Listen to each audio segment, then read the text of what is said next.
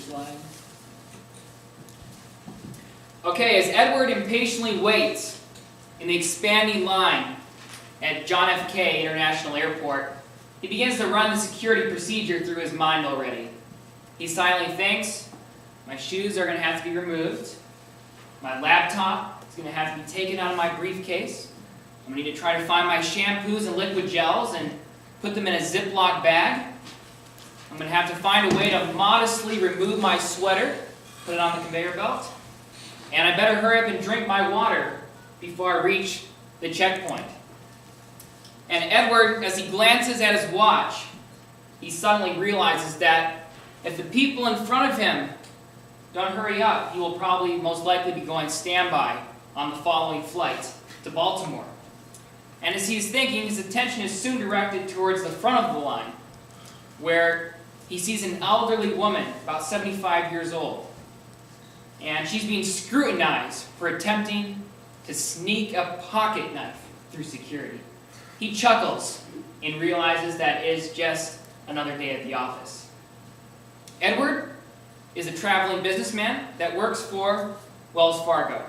His job requirements include 3 trips a week to major cities in the eastern United States.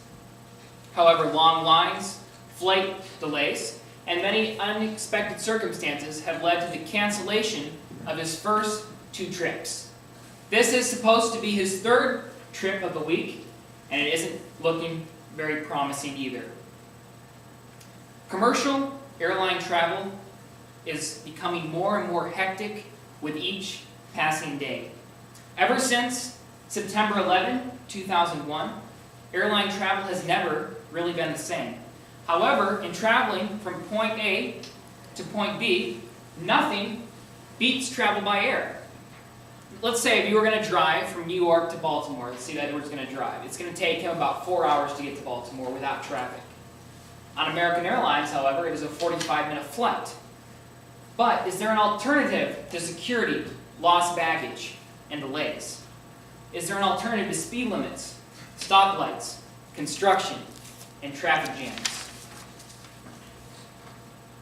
Now, I want you to imagine with me a different scenario.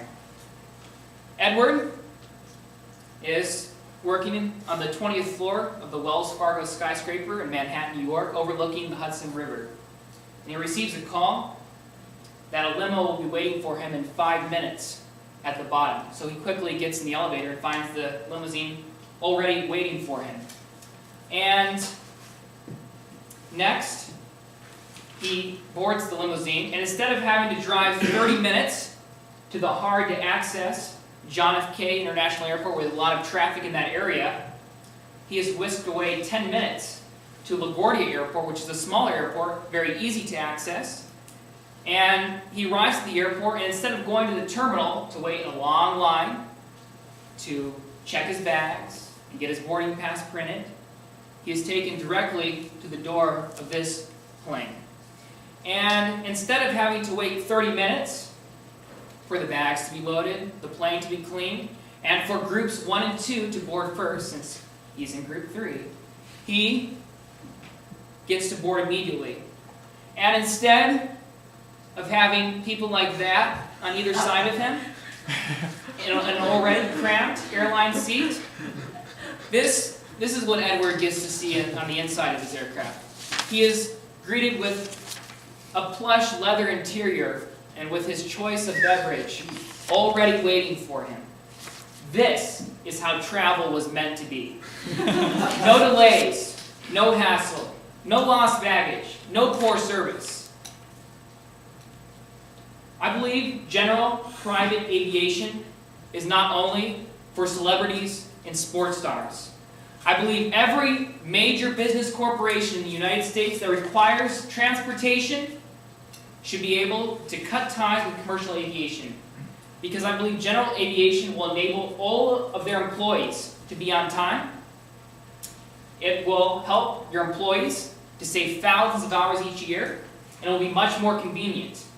But seriously, you think, is this really possible? I mean, isn't this likely to be a major money waster for my company? Isn't this going to put my company in the hole? And when the words private jet are uttered first, what tends to come to mind first?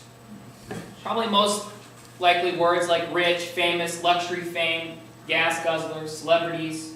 When people think of private jets, they think of millions of dollars being wasted. It is true that a private jet is one of the largest non-revenue producing assets any company can own. And in disposing of a private jet in a financial crisis where your business immediately needs some money could make sense. But people do not realize that general aviation could help a business save money.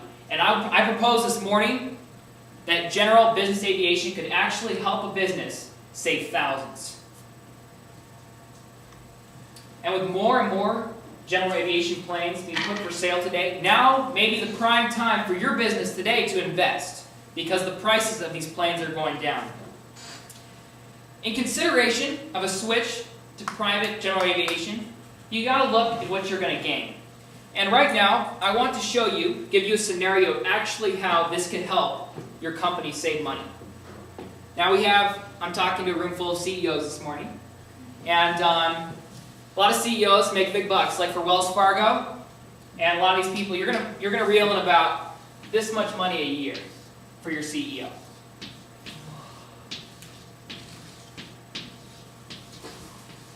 Okay? Making about $3 million a year. Okay? Not bad. Now you have this. We're gonna mock out a trip. Let's say we're going today from Chicago,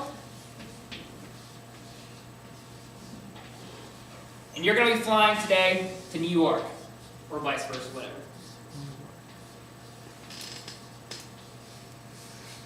Now this is a 750-mile trip.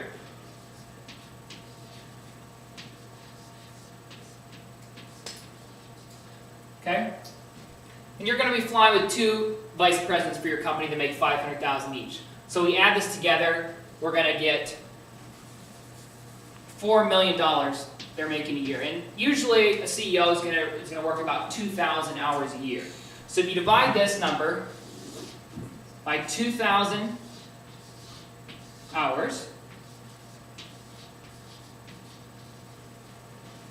it comes out to you're going to be making about, let's see here, 2,000. Exactly. Simple math. 4 divided by 2. What am I looking down for? $2,000 an hour. Now, according to the Van Allen Group, which is a management consulting firm in Georgia, they say on average, one leg, you're flying from New York to Chicago, it's going to be 3 hours of time wasted for the time it takes to drive to the airport, wait in lines. It's 3 hours for each leg. You've got to give 3 hours. So you multiply that by 3 hours, just they're on a non-stop flight, Chicago, New York, times 3. You're going to get $6,000 that you're paying for this trip, not including the airplane tickets, just for these 3 guys. Okay? Now I went to cheaptickets.com to find out how much the ticket's going to cost. And for 3 tickets, you're looking at $1,125. So, you get $7,125 for this trip. That's how much it's going to cost Wells Fargo for this trip. Okay? So, if you divide this by 750 miles, 750-mile trip, it comes down to $9.50 per mile for this trip. So here it's $9.50 per mile for this trip. Now, you may be saying, how is this trip going to compare on a business jet? And according to Conklin, which is, they did a year-long study, and they evaluated operating costs for a wide range of business jets. You can make this trip in this airplane, which is Cessna's 8-passenger Citation CJ3, for, guess how much per mile? $6.16 per mile. Now, common problem we may see here is, what if your company is not pulling in $3 million for their CEOs?